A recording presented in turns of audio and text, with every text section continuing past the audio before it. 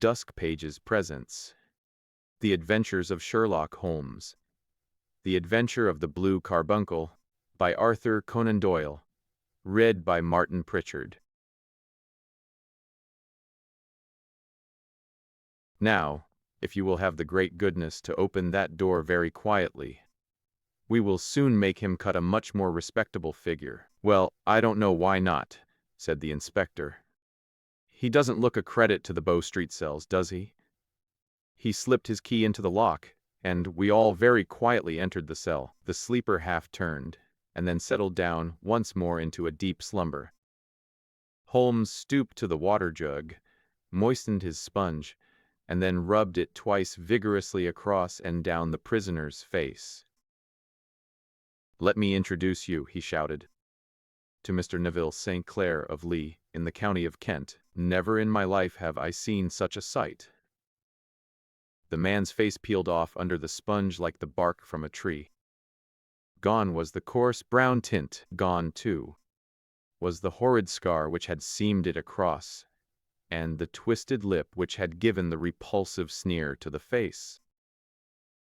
A twitch brought away the tangled red hair, and there, sitting up in his bed, was a pale, sad-faced, refined-looking man, black-haired and smooth-skinned, rubbing his eyes and staring about him with sleepy bewilderment. Then, suddenly realizing the exposure, he broke into a scream and threw himself down with his face to the pillow. "Great heavens!" cried the inspector.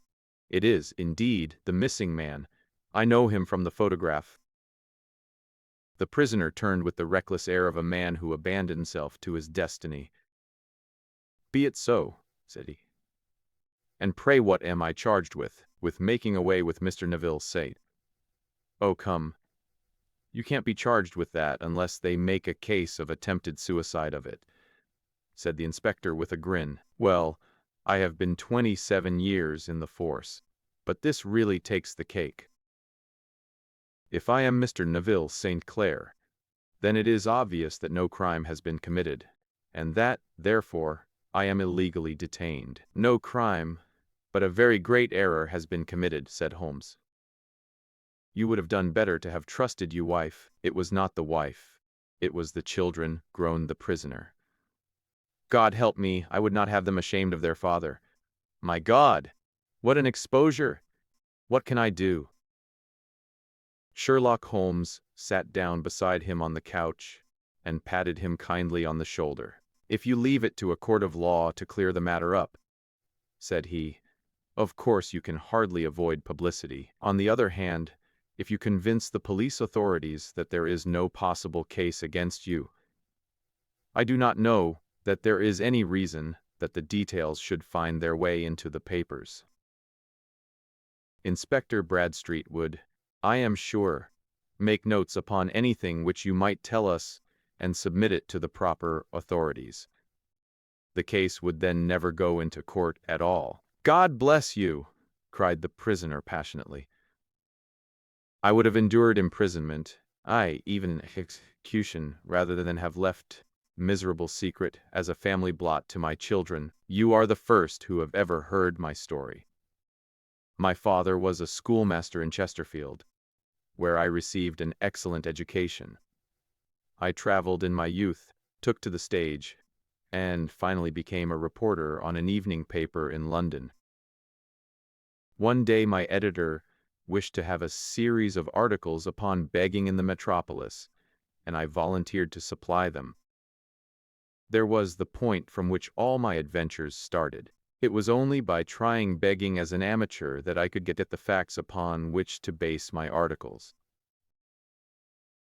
When an actor I had, of course, learned all the secrets of making up, and had been famous in the green room for my skill. I took advantage now of my attainments. I painted my face, and to make myself as pitiable as possible, I made a good scar, and fixed one side of my lip in a twist by the aid of a small slip of flesh-colored plaster. Then, with a red head of hair, and an appropriate dress, I took my station in the business part of the city, ostensibly as a match seller, but really as a beggar. For 7 hours I plied my trade, And when I returned home in the evening, I found to my surprise that I had received no less than 26 4D. I wrote my articles and thought little more of the matter until, some time later, I backed a bill for a friend and had a writ served upon me for £25. I was at my wit's end where to get the money, but a sudden idea came to me. I begged a fortnight's grace from the creditor, asked for a holiday from my employers, and spent the time in begging in the city under my disguise. In 10 days I had the money and had paid the debt. Well, you can imagine how hard it was to settle down to arduous work at £2 a week, when I knew that I could earn as much in a day by smearing my face with a little paint, laying my cap on the ground, and sitting still. It was a long fight between my pride and the money. But the dollars won at last, and I threw up reporting and sat day after day in the corner, which I had first chosen, inspiring pity by my ghastly face and filling my pockets with coppers. Only one man knew my secret. He was the keeper of a low den in which I used to lodge in Swandam Lane, where I could every morning emerge as a squalid beggar, and in the evenings transform myself into a well-dressed man about town. This fellow, a Lascar, was well paid by me for his rooms, so that I knew that my secret was safe in his possession. I do not mean that any beggar in the streets of London could earn £700 a year, which is less than my average takings. But I had exceptional advantages in my power of making up, and also in a facility of repartee, which improved by practice and made me quite a recognized character in the city. All day a stream of pennies, varied by silver, poured in upon me, and it was a very bad day in which I failed to take £2. As I grew richer, I grew more ambitious, took a house in the country, and eventually married, without anyone having a suspicion as to my real occupation. My dear wife knew that I had business in the city. She little knew what. Last Monday I had finished for the day, and was dressing in my room above the opium den, when I looked out of my window and saw, to my horror and astonishment, that my wife was standing in the street, with her eyes fixed full upon me. I gave a cry of surprise, threw up my arms to cover my face, and rushing to my confidant, the Lascar, entreated him to prevent anyone from coming up to me. I heard her voice downstairs, but I knew that she could not ascend. Swiftly I threw off my clothes, pulled on those of a beggar, and put on my pigments and wig. Even a wife's eyes could not pierce so complete a disguise. But then it occurred to me that there might be a in the room, and that the clothes might betray me. I threw open the window, reopening by my violence a small cut, which I had inflicted upon myself in the bedroom that morning. Then I seized my coat, which was weighted by the coppers, which I had transferred to it from the leather bag in which I carried my takings. I hurled it out of the window, and it disappeared into the Thames. The other clothes would have followed. But at that moment there was a rush of constables up the stair, and a few minutes after I found, rather, I confess, to my relief, that instead of being identified as Mr. Neville St. Clair, I was arrested as his murderer. I do not know that there is anything else for me to explain. I was determined to preserve my disguise as long as possible, and hence my preference for a dirty face. Knowing that my wife would be terribly anxious, I slipped off my ring and confided it to the Lascar at a moment when no constable was watching me, together with a hurried scrawl, telling her that she had no cause to fear. "That note only reached her yesterday," said Holmes.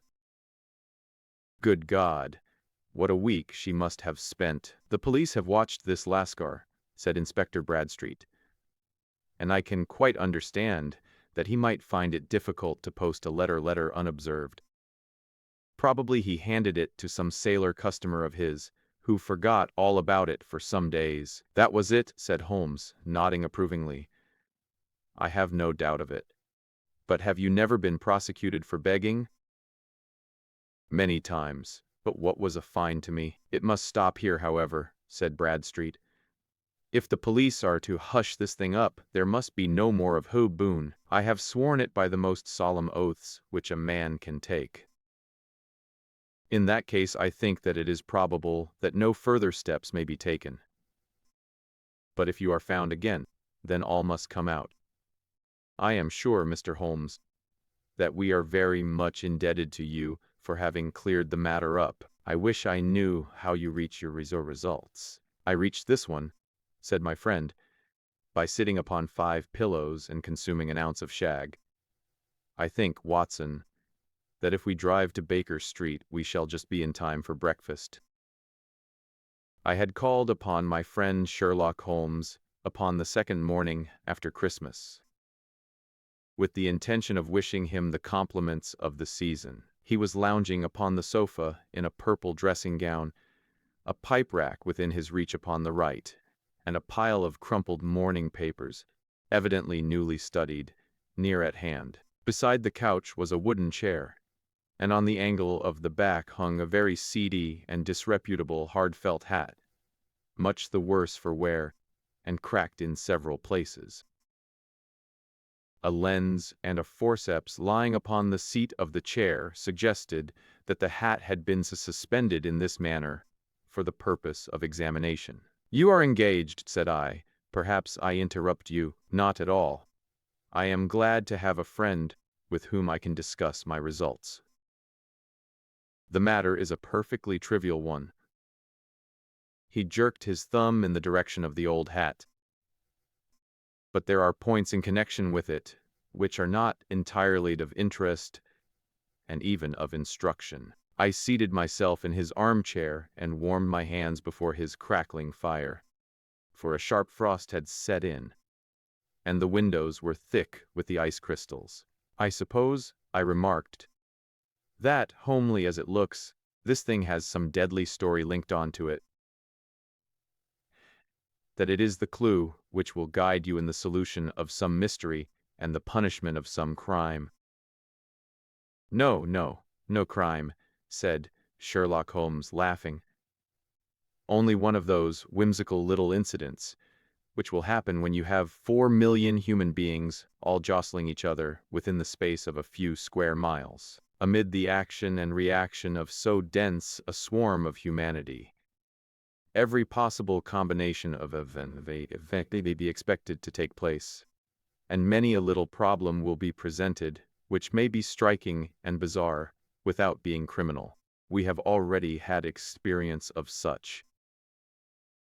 So much so," I remarked, "that of the last 6 cases which I have added to my notes, 3 have been entirely free of any legal crime." "Precisely.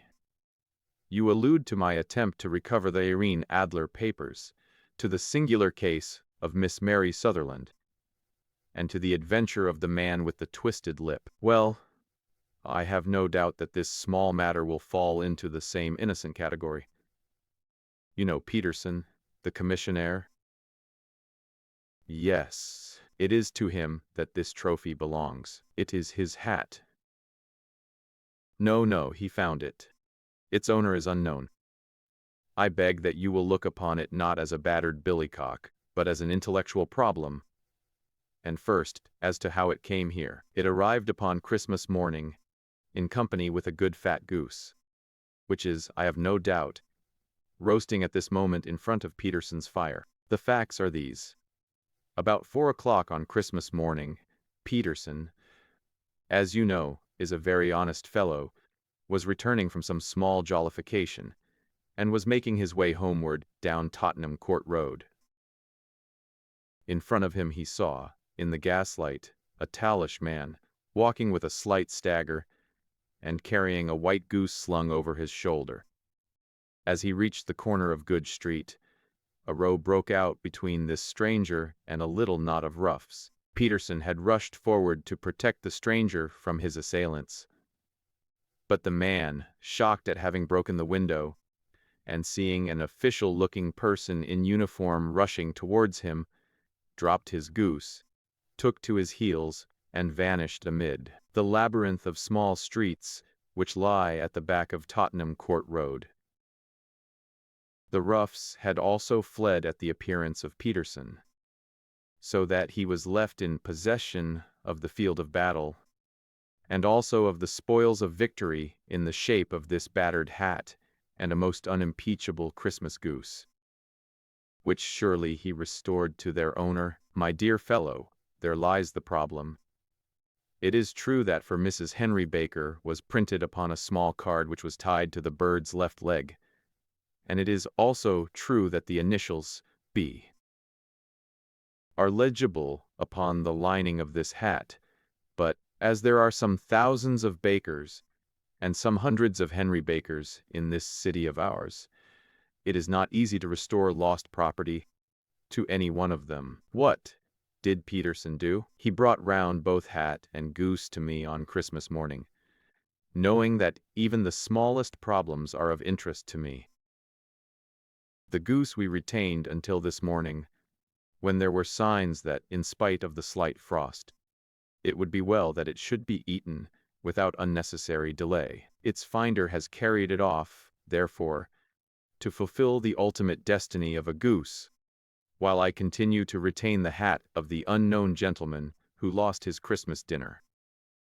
Did he not advertise? No.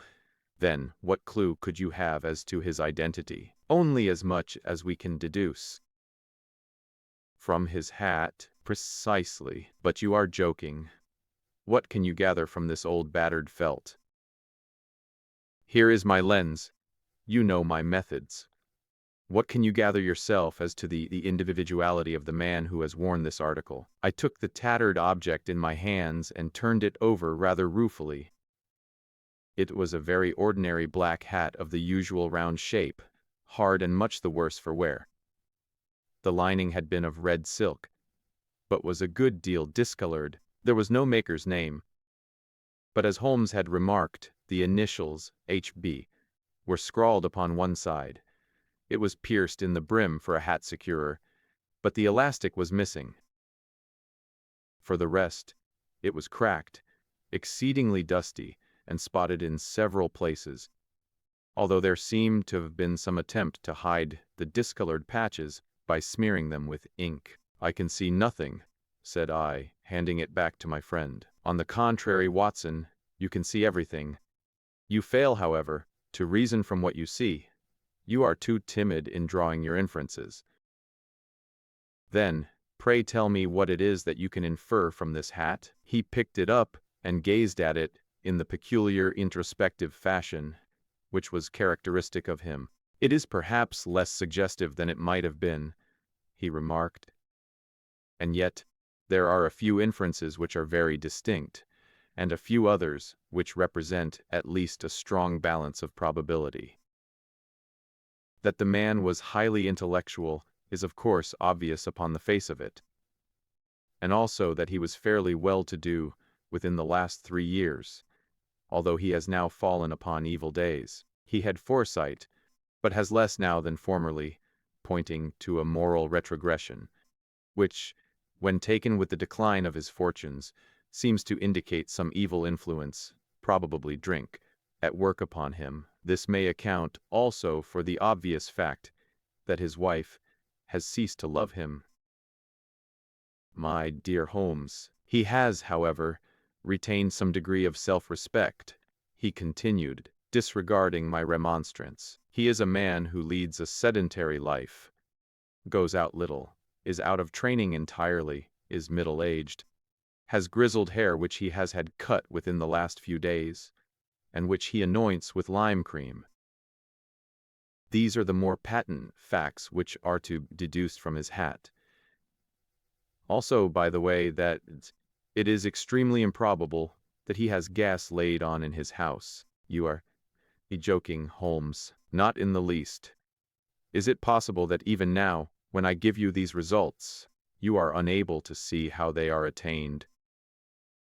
I have no doubt that I am very stupid, but I must confess that I am unable to follow you. For example, how did you deduce that this man was intellectual? For answer, Holmes clapped the hat upon his head. It came right over the forehead and settled upon the bridge of his nose. "It is a question of cubic capacity," said he. "A man with so large a brain must have something in it. The decline of his fortunes, then? This hat is 3 years old. Flat brims curled at the edge came in then. It is a hat of the best quality. Look at the band of ribbed silk and the excellent lining. If this man could afford to buy so expensive a hat 3 years ago, has had no hat since, then he has assuredly gone down in the world. Well, that is clear enough. But how about the foresight and the moral retrogression?" Sherlock Holmes laughed.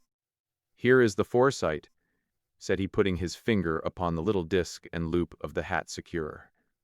"They are never sold upon hats. If this man ordered one, it is a sign of a certain amount of foresight, since he went out of his way to take this precaution against the wind. But since we see that he has broken the elastic and has not troubled to replace it, it is obvious that he has less foresight now than formerly, which is a distinct proof of a weakening nature. On the other hand, he has endeavored to conceal some of these stains upon the felt, bobbing them with ink, which is a sign that he has not entirely lost his self-respect. Your reasoning is certainly plausible. The further points, that he is middle-aged, that his hair is grizzled, that it has been recently cut, and that he uses lime cream, are all to be gathered from a close examination of the lower part of the lining. This dust, you will observe, is not the gritty, gray dust of the street, but the fluffy brown dust of the house, showing that it had hung up indoors most of the time, while the marks of moisture upon the inside are proof positive that the wearer perspired very freely, and could therefore hardly be in the best of training. But his wife, you said that she had ceased to love him. This hat has not been brushed for weeks. When I see you, my dear Watson, with a week's accumulation of dust upon your hat, and when your wife allows you to go out in such a state, I shall fear that you also have been unfortunate enough to lose your wife's affection. But he might be a bachelor. Nay, he was bringing home the goose as a peace offering to his wife. Remember the card upon the bird's leg. You have an answer to everything. But how on earth do you deduce that the gas is not laid on in his house? One tallow stain, or even 2, might come by chance. But when I see no less than 5, I think that there can be little doubt that the individual must be brought into frequent contact with burning tallow, walks upstairs at night probably with his hat in one hand and a guttering candle in the other. Anyhow, he never got tallow stains from a gas jet. Are you satisfied? Well, it is very ingenious, said I, laughing. But since, as you said just now, there has been no crime committed, and no harm done save the loss of a goose, all this seems to be rather a waste of energy. Sherlock Holmes had opened his mouth to reply, when the door flew open, and Peterson, the commissionaire, rushed into the apartment with flushed cheeks and the face of a man who was dazed with astonishment. "The goose, Mr. Holmes, the goose, sir," he gasped. "Eh? What of it, then? Has it returned to life and flapped off through the kitchen window?" Holmes twisted himself round upon the sofa to get a fairer view of the man's excited face. "See here, sir. See what my wife found in its crop." He held out his hand and displayed upon the center of the palm a brilliantly scintillating blue stone, rather smaller than a bean in size, but of such purity and radiance that it twinkled like an electric point in the dark hollow of his hand. Sherlock Holmes sat up with a whistle.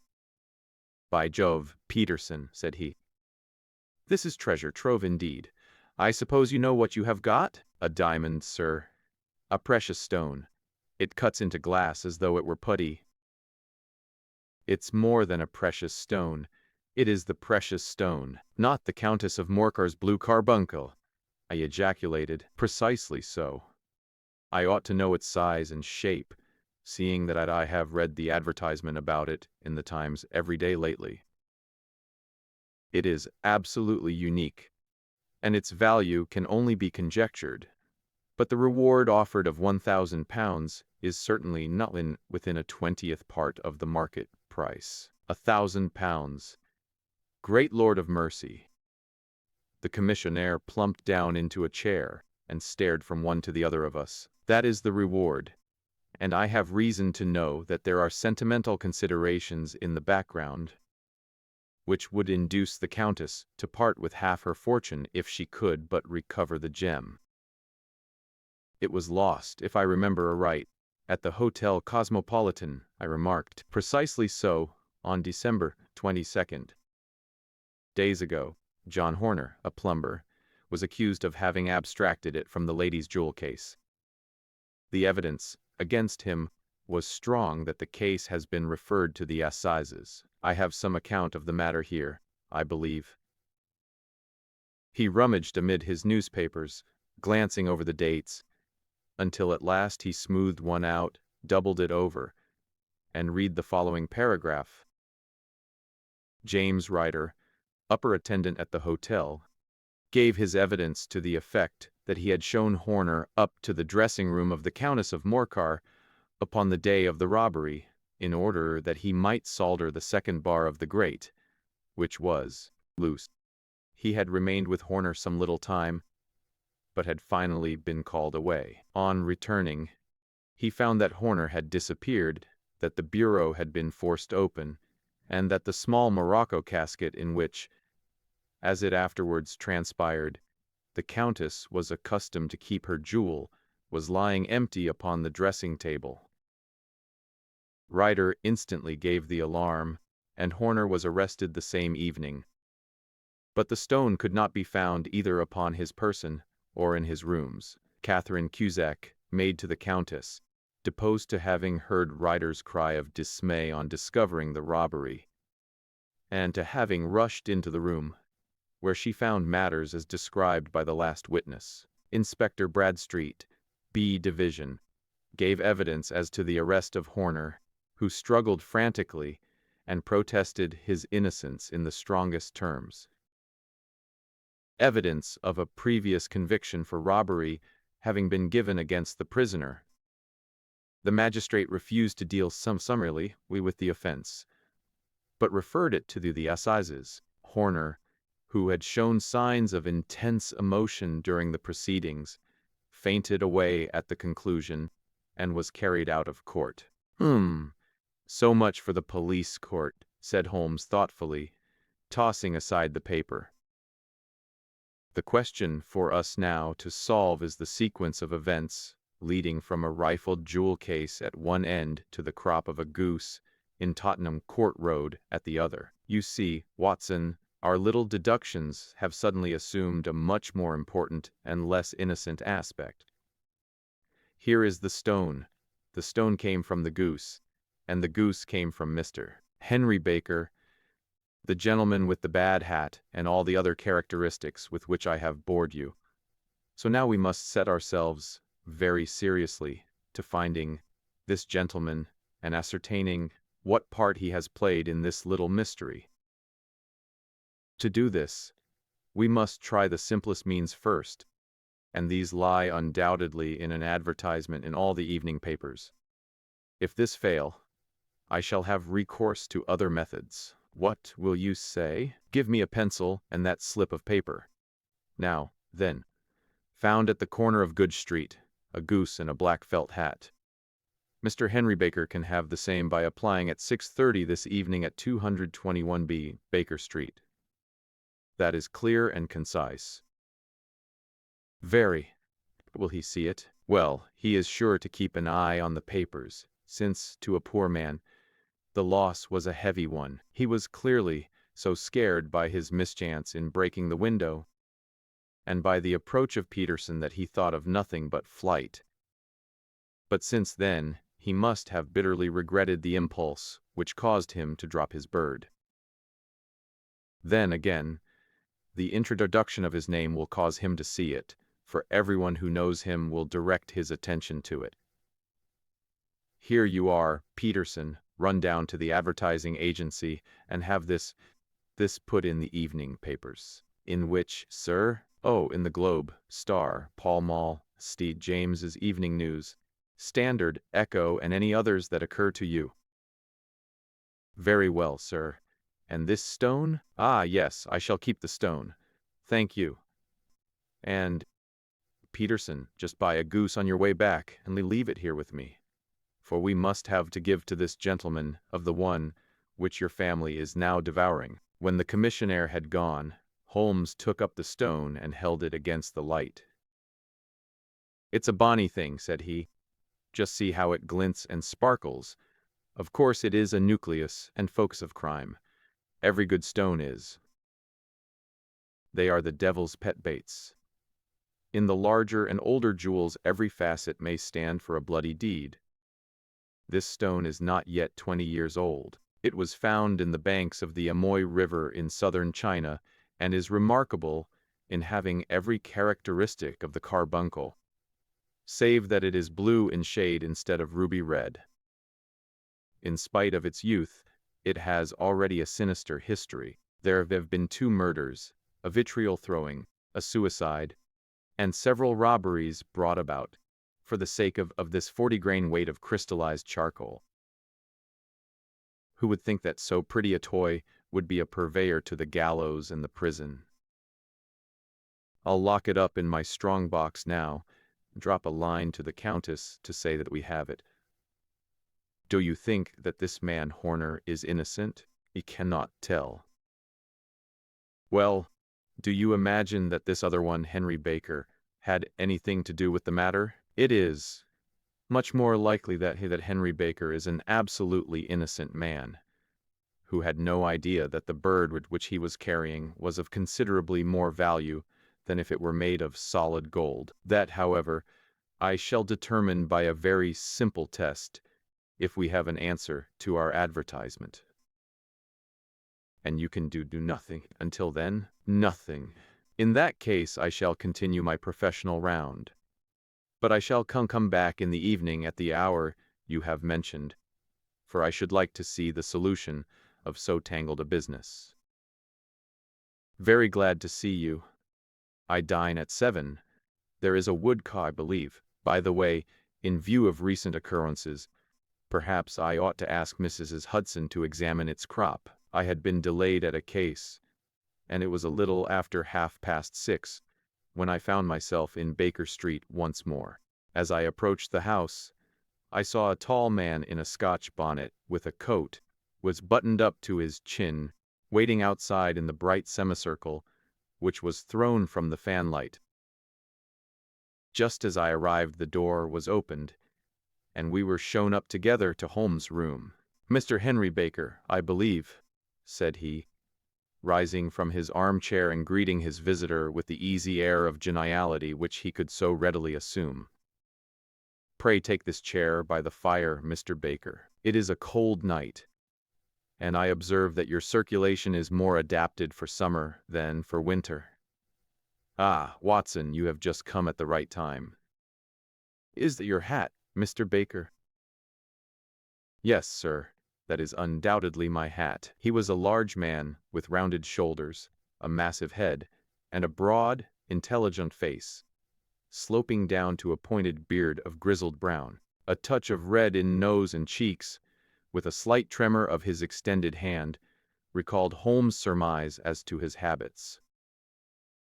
His rusty black frock coat was buttoned right up in front, with the collar turned up, and his lank wrists protruded from his sleeves, without a sign of cuff or shirt. He spoke in a slow, staccato fashion, choosing his words with care, and gave the impression generally of a man of learning and letters who had had ill usage at the hands of fortune.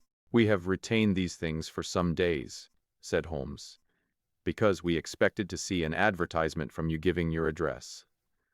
I am at a loss to know now why you did not advertise. Our visitor gave a rather shamefaced laugh. Shillings have not been so plentiful with me as they once were, he remarked.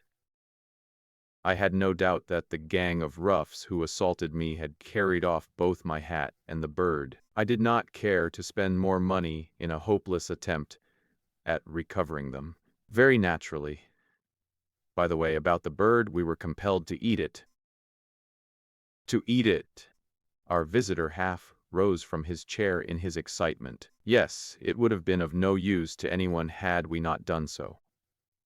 But I presume that this other goose upon the sideboard, which is about the same weight and perfectly fresh, will answer your purpose equally well? Oh, certainly, certainly, answered Mr. Baker with a sigh of relief. Of course, we still have the feathers, legs, crop, and so on of your own bird, so if you wish, the man burst into a hearty laugh. They might be useful to me as relics of my adventure. But beyond that I can hardly see what use the descripta membra of my late acquaintance are going to be to me. No, sir. I think that, with your permission, I will confine my attentions to the excellent bird which I perceive upon the sideboard. Sherlock Holmes glanced sharply across at me, with a slight shrug of his shoulders. There is your hat, then, and there your bird, said he. By the way, would it bore you to tell me where you got the other one from? I am somewhat of a fowl fancier, and I have seldom seen a better grown goose. Certainly, sir, said Baker, who had risen and tucked his newly gained property under his arm. There are a few of us who frequent the Alpha Inn near the museum. We are to be found in the museum itself during the day, you understand.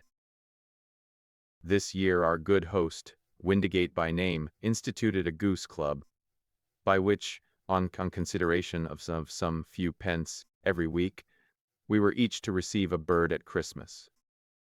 My pence were duly paid, and the rest is familiar to you. I am much indebted to you, sir, for a Scotch bonnet is fitted neither to my years nor my gravity. With a comical pomposity of manner, he bowed solemnly to both of us and strode off upon his way. So much for Mr. Henry Baker, said Holmes when he had closed the door behind him. It is quite certain that he knows nothing whatever about the matter. Are you hungry, Watson? Not particularly. Then I suggest that we turn our dinner into a supper and follow up this clue while it is still hot. By all means. It was a bitter night, so we drew on our ulsters and wrapped cravats about our throats. Outside, the stars were shining coldly in a cloudless sky, and the breath of the passers-by blew out into smoke like so many pistol shots. Our footfalls rang out crisply and loudly as we swung through the Doctor's Quarter, Wimpole Street, Harley Street, and so through Wigmore Street into Oxford Street. In a quarter of an hour we were in Bloomsbury at the Alpha Inn, which is a small public house at the corner of one of the streets which runs down into Holborn. Holmes pushed open the door of the private bar and ordered 2 glasses of beer from the ruddy-faced, white-aproned landlord. Your beer should be excellent, if it is as good as your geese, said he. My geese? The man seemed surprised. Yes, I was speaking only half an hour ago to Mr. Henry Baker, who was a member of your goose club. Ah, yes, I see. But you see, sir, them's not our geese. Indeed. Whose, then? Well, I got the 2 dozen from a salesman in Covent Garden. Indeed, I know some of them. Which was it? Breckenridge is his name. Ah, I don't know him. Well, here's your good health, landlord, and prosperity to your house. Good night. Now for Mr. Breckenridge, he continued, buttoning up his coat as we came out into the frosty air. Remember, Watson, that though we have so homely a thing as a goose at one end of this chain, we have at the other a man who will certainly get 7 years penal servitude, unless we can establish his innocence. It is possible that our inquiry may but confirm his guilt. But, in any case, we have a line of investigation which has been missed by the police, and which a singular chance has placed in our hands.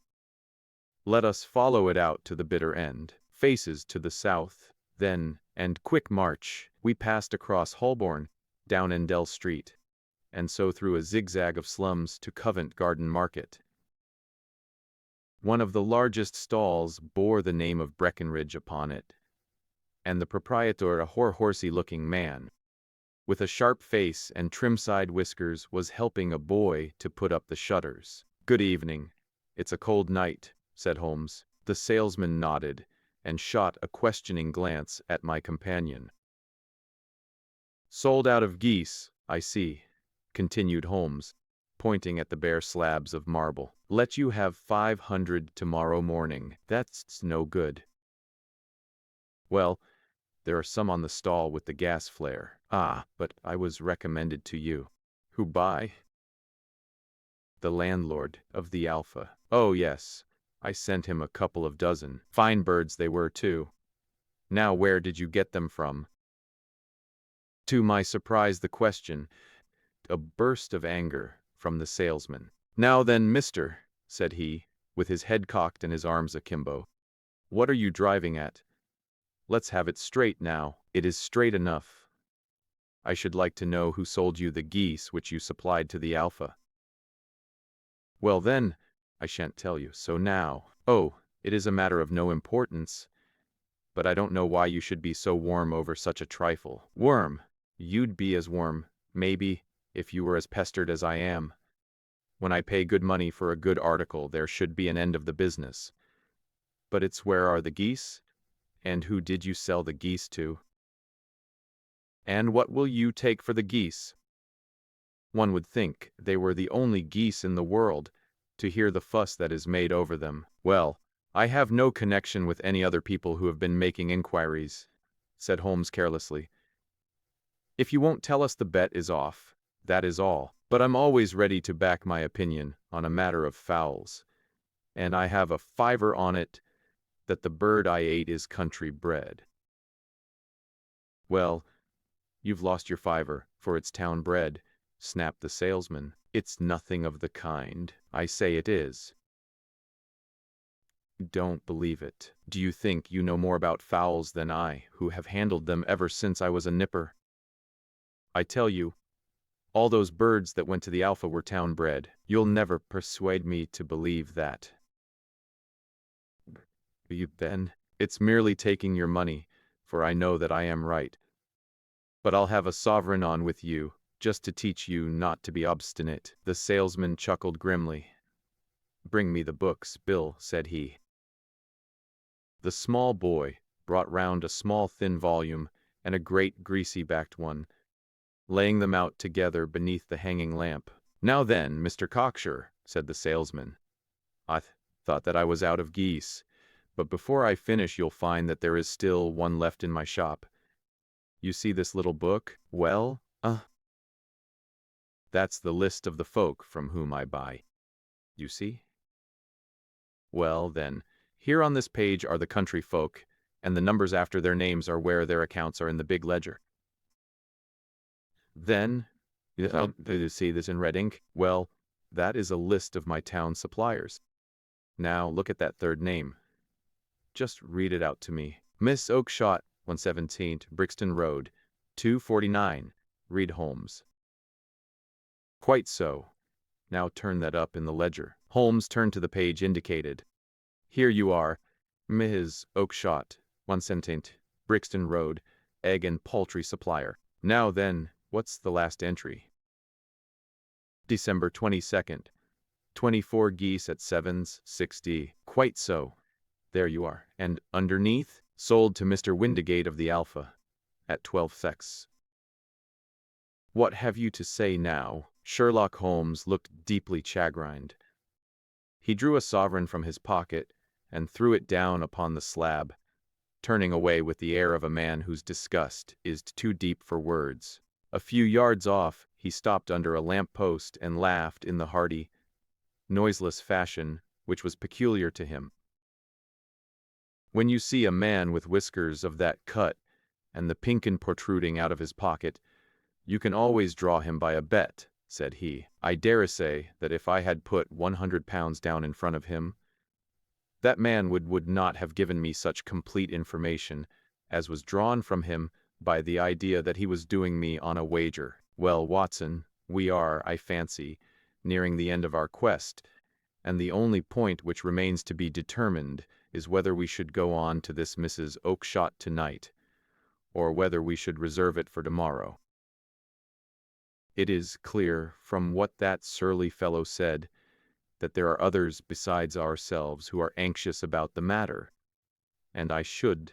Turning round, we saw a little rat-faced fellow standing in the center of the circle of yellow light which was thrown by the swinging lamp, while Breckenridge, the salesman, framed in the door of his stall, was shaking his fists fiercely at the cringing figure. "I've had enough of you and your geese," he shouted. "I wish you were all at the devil together. If you come pestering me any more with your silly talk, I'll set the dog at you. You bring Mrs. Oakshott here, and I'll answer her, but what have you to do with it? Did I buy the geese off you? No, but one of them was mine all the same," whined the little man.